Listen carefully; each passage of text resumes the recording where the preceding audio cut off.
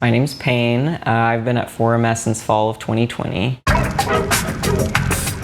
I am a visual artist. Everything that I've done in terms of like audio and music has been what I've learned here. I have a background in metalsmithing and sculpture, also fibers. I like dabble in stained glass. During the pandemic, fall of 2020, I was friends with Sammy, who was the lead builder here, and 4MS was exploding during the pandemic, had a lot of work coming in, so I started building and soldering all the modules in my bedroom. After college, I moved out to Walla Walla, Washington, and worked at a contemporary art foundry there. Really large-scale bronze castings that are sent all over the world. They're mostly permanent public installations, and so I worked there for 3 years. I did a lot of wax work, some metal work, and a lot of patina work. I got a chance to meet and work with Wengeshi Mutu. I am a huge fan of her work. I think she's an incredible artist. I got to meet and work with Kiki Smith and Jordan Wolfson on a few of their projects, and that was really rad. There's a gilded piece that I worked on at Lincoln Center Plaza in New York City. There's a piece that I gilded that's in Golden Gate Park in San Francisco. There's a piece that I helped patina that's in the San Francisco airport. And there's been pieces that are in museums and other places around.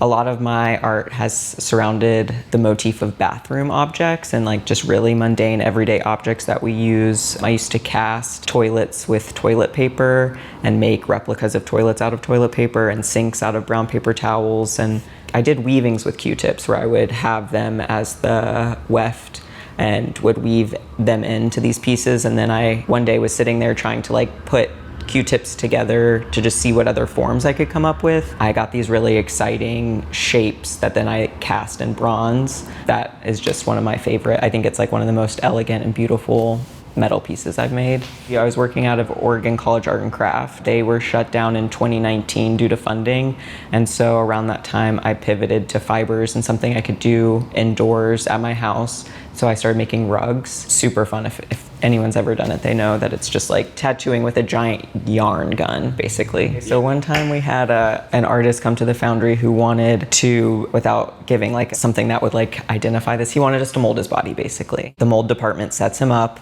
covers him in silicone to mold him, and then there's this whole, he's just kind of being a baby about it. You need endurance to like stand there and be molded. People had to like feed him chicken while he was standing there. Like it was just this whole ordeal of him kind of not being able to be molded, period.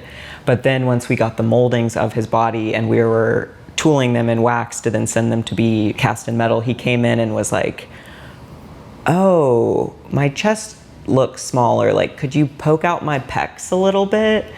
And we were like, "So you want us to alter your body that you had specifically molded to your own body?" And then there's a part where he wanted his bulge made bigger.